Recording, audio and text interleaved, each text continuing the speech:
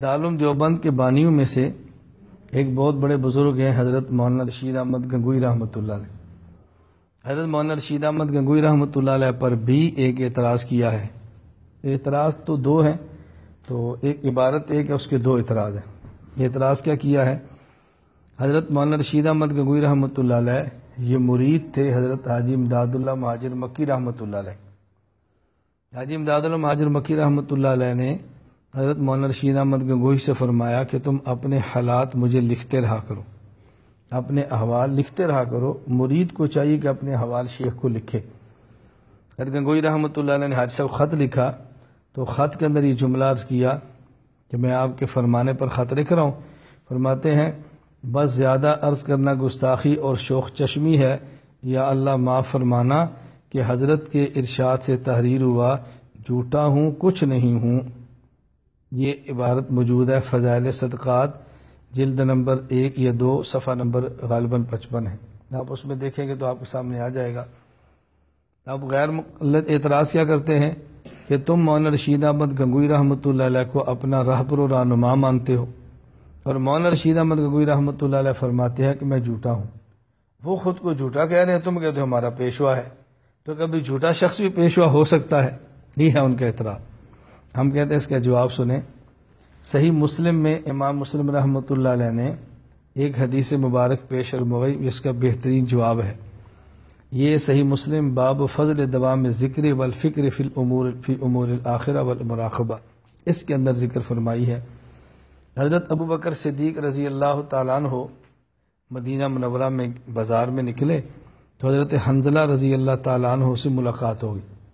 حضرت حنظلہ رضی اللہ تعالیٰ عنہ سے صدیق اکبر نے پوچھا حنظلہ کیا حال ہے؟ انہوں نے کہا نافق حنظلہ، حنظلہ تو منافق ہو گیا۔ حضرت ابو بکر صدیق نے پوچھا حنظلہ تو کیسے منافق ہو گیا؟ انہوں نے کہا جب رسول اللہ صلی اللہ علیہ وسلم کی مجلس میں ہوتا ہوں تو کیفیت اور ہوتی ہے، وہ جگ آ کر بیوی بچوں کے ساتھ بیٹھتے تو پھر کیفیت اور ہوتی ہے، میں تو منافق ہو گیا۔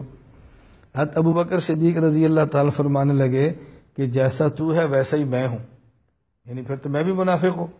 حضور کی مجلس میں وہ کیفیت اور ہے، اور جب گھر بچوں اور بیوی میں تو کیفیت اور ہوتی ہے۔ چلو رسول اللہ صلی اللہ علیہ وسلم سے جا کر پوچھتے ہیں۔ اب سوال کیا ہے؟ مولانا گنگوئی نے فرمایا کہ میں جھوٹا ہوں، تو حضرت حنظلہ نے فرمایا کہ میں منافق ہوں۔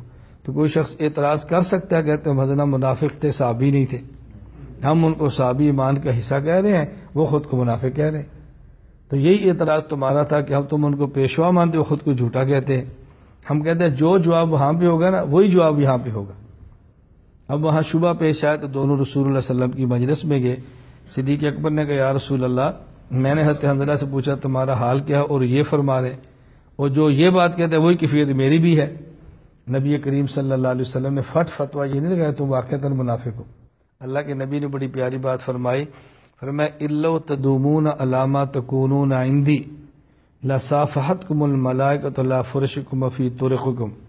دیکھو جو کیفیت تمہاری میرے پاس ہوتی ہے، اگر یہی کیفیت گھر میں باقی رہے تو پھر تم سے ملائکہ اور فرشتے مسافے کریں تمہارے بستروں پر بھی اور تمہارے راستوں کے اندر بھی۔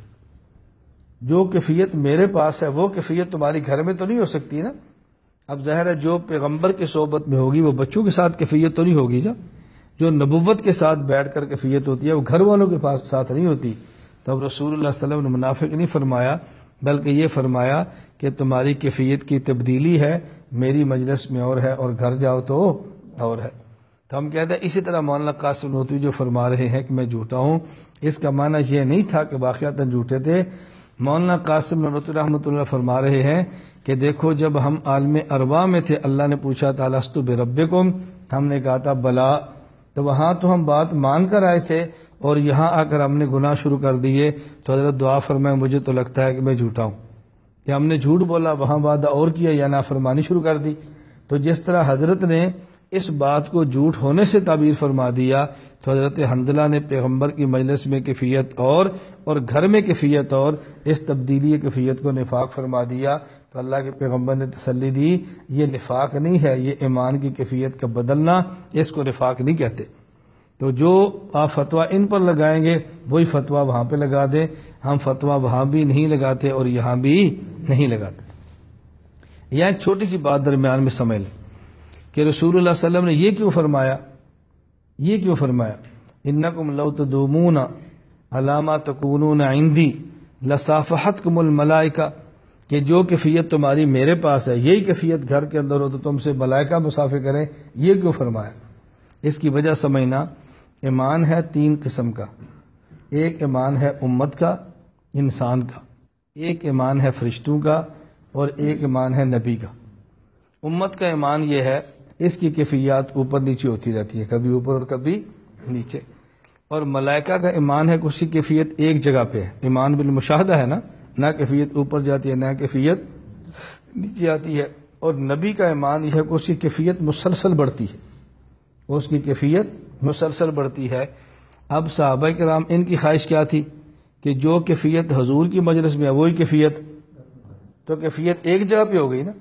اللہ کے نبی نے فرمایا کہ اگر ایک ہی جگہ پہ ایمان رہ جائے لصافحتکم الملائکہ، پھر فرشتے تم سے مصافحہ کریں۔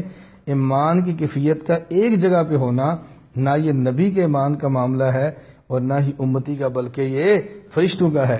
تم فرشتے نہیں ہو، تم بشر ہو، امتی ہو، لہذا ایمان کی کیفیت کبھی اوپر جائے گی کبھی نیچے ہوگی۔ اگر فرشتے ہوتے نا تمہارا ایمان ایک جگہ پہ ہوتا تو پھر بشر کی بجائے فرشتے مصافحہ کرتے۔ اب تم سے بشروں نے مصافحہ کرنے ہیں کہ ان کی کیفیت بھی کبھی اوپر اور کبھی نیچے، اور تمہارے ایمان کی کیفیت بھی کبھی اوپر اور کبھی نیچے۔ مولانا گنگوئی رحمۃ اللہ علیہ پر دوسرا سوال کیا تھا؟ اسی فضائل صدقات کے اسی خط کا دوسرا حصہ ہے، وہ بڑا اہم ہے۔ مولانا گنگوئی رحمۃ اللہ خط لکھا اور عرض کیا، اور وہ جو میں ہوں وہ تو ہے، اور وہ جو میں ہوں وہ تو ہے، اور میں اور تو خود شرک در شرک ہے۔ مولانا گنگوئی نے حضرت حاجی امداد اللہ مہاجر میں خط لکھا، اس کے الفاظ کیا تھے؟ اور وہ جو میں ہوں وہ تو ہے، اور میں اور تو خود شرک در شرک ہے۔ اب یہ لوگ کہتے ہیں دیکھو مولانا گنگوئی وحدت الوجود کے قائل ہے، وہ کہتے ہیں اللہ جو میں ہوں وہ تو ہے اور میں اور تو شرک در شرک ہے۔ آپ اسے کہتے ہیں پیشوا ہے اور وہ خود کہہ رہے کہ میں شرک کر رہا ہوں، کہتے ہیں خود شرک در شرک، وہ کہتے ہیں میں مشرک ہوں، تم کہتے ہو ہمارا پیشوا ہے، تو مشرک کبھی پیشوا ہو سکتا ہے؟ ہم نے کہا نہیں، آپ مولانا گنگوئی رحمۃ اللہ علیہ کی بات کو سمجھے نہیں۔ کیوں نہیں سمجھے؟ اصل بات یہ ہے کہ میرے ہاتھ میں تحریر ہے، مولانا گنگوئی رحمۃ اللہ علیہ کی مکاتیب اور خطوط جس کتاب میں چھپے ہیں اس کا نام ہے مکاتیب رشیدیہ۔ اصل عبارت مکاتیب رشیدیہ میں، مکاتیب رشیدیہ سے کتاب جب فضائل صدقات میں نقل ہو کر آئی ہے تو لکھنے والے کاتب نے غلطی کر دی ہے اور ان لوگوں نے اس پہ اعتراض کر دی ہے۔ جو مکاتیب رشیدیہ میں عبارت ہے وہ یہ ہے، پس زیادہ عرض کرنا گستاخی اور شوخ چشمی ہے، یا اللہ معاف فرمانا کہ حضرت کے ارشاد سے تحریر ہوا، جھوٹا ہوں کچھ نہیں ہوں، تیرا ہی ذل ہے تیرا ہی وجود ہے، میں کیا ہوں کچھ نہیں ہوں، اور وہ جو میں ہے وہ تو ہے، اور وہ جو میں ہے سمجھنا، اور وہ جو میں ہے وہ تو ہے، اور میں اور تو خود شرک در شرک ہے۔ عبارت بدل گئی نا، اور وہ جو میں ہے وہ تو ہے، یعنی حضرت مولانا گنگوئی جتنے بھی بڑے تھے خط اپنے شیخ کو لکھ رہے ہیں نا، انہوں نے کہا حضرت میرے اندر کی میں نہیں مرتی، افرأیت من اتخذ الہہ ہوا، میرے اندر کی میں نہیں مان رہی، اور یہ میں تو شرک اصغر ہے، میں اللہ کو بھی مانتا ہوں شرک اصغر بھی کرتا ہوں، شرک در شرک ہے، تو آپ دعا فرمائیں کہ اللہ میری میں ختم فرما دے۔ اب یہ کون سی غلط بات ہے؟ اور بڑا بندہ جتنا بڑا بھی ہو اپنے شیخ سے بڑا تو نہیں نہ ہوتا، اپنے شیخ کو عرض کا دعا فرمایا کہ میرے اندر کی انانیت اور میں ختم ہو جائے۔ حضرت یہ لکھتے ہیں، اب عبارت نقل کیا ہو گئی؟ اور وہ جو میں ہے وہ تو ہے، اور وہ جو میں ہوں وہ تو ہے، نقل کیا ہوگی؟ اور وہ جو میں ہے وہ، اور وہ جو میں ہوں وہ تو ہے۔ اصل عبارت کیا ہے؟ اور وہ جو میں ہے وہ تو ہے، اور یہاں کیا لکھ دی؟ اور وہ جو میں ہوں وہ تو ہے۔ اصل عبارت اور تھی، غلط نقل ہوئی ہے، اس پر ان لوگوں نے اعتراضات کر دیے، حالانکہ اصل عبارت ہرگز یہ نہیں تھی۔ اللہ میں بات سمجھنے کی توفیق عطا فرمائے۔ میں صرف یہ عرض کرنا چاہتا ہوں کہ ہمارے اکابر پر جتنے اعتراضات ان کے جوابات موجود ہیں، الجھنے اور گھبرانے کی کوئی بات نہیں ہے۔